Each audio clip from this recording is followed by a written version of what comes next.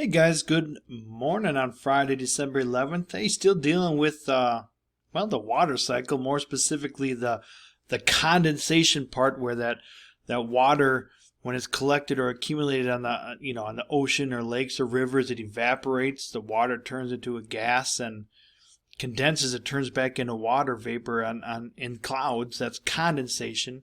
And we're going to really be talking about the clouds today. Here's your assignment. We're going to talk about 4 different types of clouds: stratus, cumulus, cirrus, and cumulonimbus. And your job is to simply sketch what each cloud looks like. Now, if you're wondering about what air masses are, well, air masses is just that. It's a mass of air. It's kind of where the air meets. Now, you know that some days are warmer and some days are colder. And that's dealing with, I know it's a lot of weather terms here, but warm fronts and cold fronts. Now, when a different front moves in, for instance, if we're having warmer weather and a cold front is coming, you can literally see where that front is with the big mass of clouds coming. That generally signals a big front coming. Not always, but usually it's signaled by a huge bunch of clouds. And you guys might notice if you are burning wood right now, that warm air goes up. Where, right? That's why firefighters tell you if something's burning in your house, get on the floor, because the warm air is going to rise and the floor will be air that you can breathe, and still warm air, but cooler air, and you crawl out. But at any rate, if you're wondering where wind comes from, it's literally just air moving. There's air moving all around us that we can't see, and the warm air is constantly rising and the cool air comes in to take its place.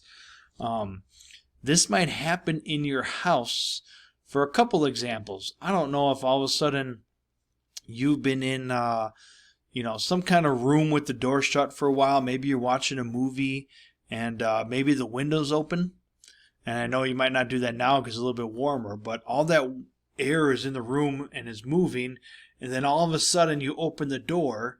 Well, that all of a sudden you feel that wind rushing out, and maybe the curtains blow out and things. That's just air moving in your room, and you created a funnel for the air to get out. It's constantly building the room. The door opens and all rolls out because the warm air rises and the cool air moves in.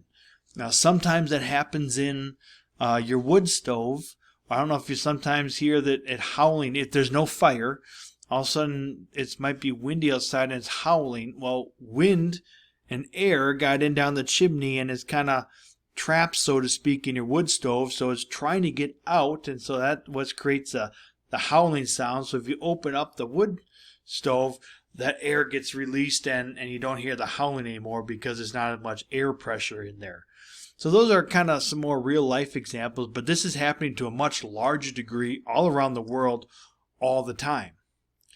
Now, again, when if you remember, especially in spring when the weather's starting to get warmer, usually in the morning it's nice and beautiful and calm. Well, the warm air is constantly beating on the ground, and eventually that warm air is going to rise, and usually early afternoon, all this wind is coming. It usually gets windy in the afternoon. That's what's happening. All the warm air is rising and the cool air comes in to take its place. That's happening all the time. Again, that usually signifies a front is moving in. The warm air is consistently rising and the cold front with the clouds is coming in. That's why it usually gets windy when there's weather changes. Also, when warm air and cool air meet, generally that creates rain and that creates thunderstorms. Now, generally, we have more rain showers and thunderstorms, but that's partly why during monsoon season in summer, that's what's going on all the time. We have extreme warm air, and that's constantly moving and is building up these clouds, and then it meets, and then it just pours all the water down. That's what's going on with the air masses, and that's what's going on with the clouds all around us. Now, there's different types of clouds, and you may want to remember this for your assignment, because here's the cirrus clouds. Now, what's going on is that we have evaporation and condensation. So what's already happened is the water evaporated from the ground, from the ocean, and it's condensated in the clouds. That's why we see clouds. That's water that's turned into water droplets and water vapor. Now, cirrus clouds are way up high. And the reason it looks like wispy, sometimes you call them horsetail clouds, is because they have that wispiness to them. It almost looks like you have a paint streak and somebody took their hand and kind of spread it out a little bit. What's actually happening is those clouds are way up high. Remember how the warm air is rising? And up high is the cold air is moving in. It's literally kind of dragging the clouds. That's why it's got that wispiness. That generally means that there's a warm front coming, a little bit warmer weather. It doesn't mean if you see cirrus clouds that tomorrow's going to be 100 degrees warmer, but it generally means there's warmer weather coming. The clouds are kind of showing that, and that because that's what's going all up, way up high in the sky. All those winds are really moving. Now, stratus clouds are kind of like a big blanket. If you see stratus clouds, that might look like this.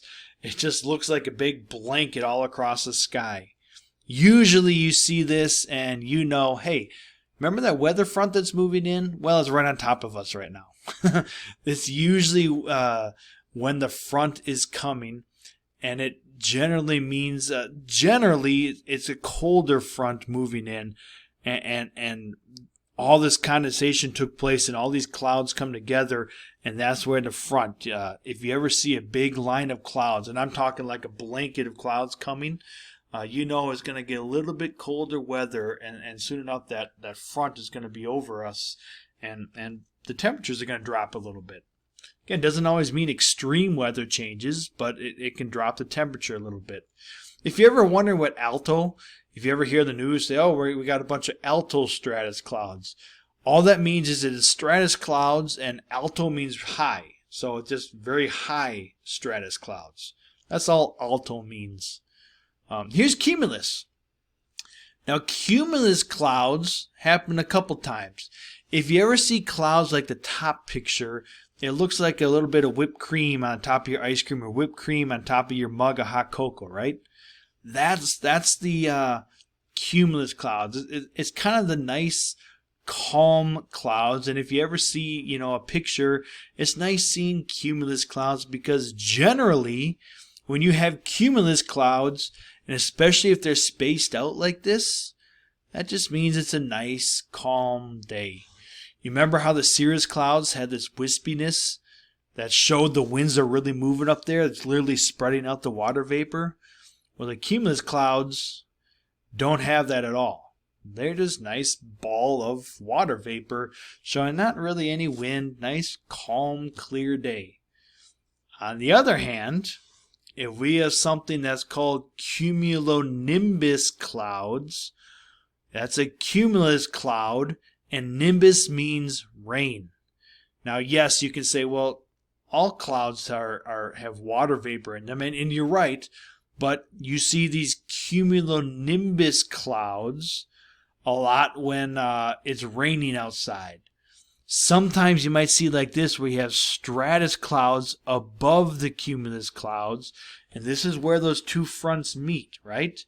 Usually you have cumulus clouds kind of hanging out. Yes, evaporation's still happening, right?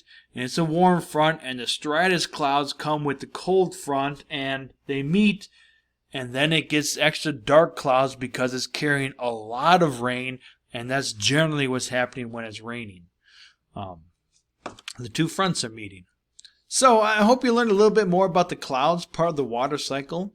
Your assignment for the last day of the week here is to indeed sketch. Just use your pencil and sketch what each cloud looks like. I would strongly suggest you use page 193 there to help you out. And have a wonderful day and a wonderful weekend as you praise your Savior.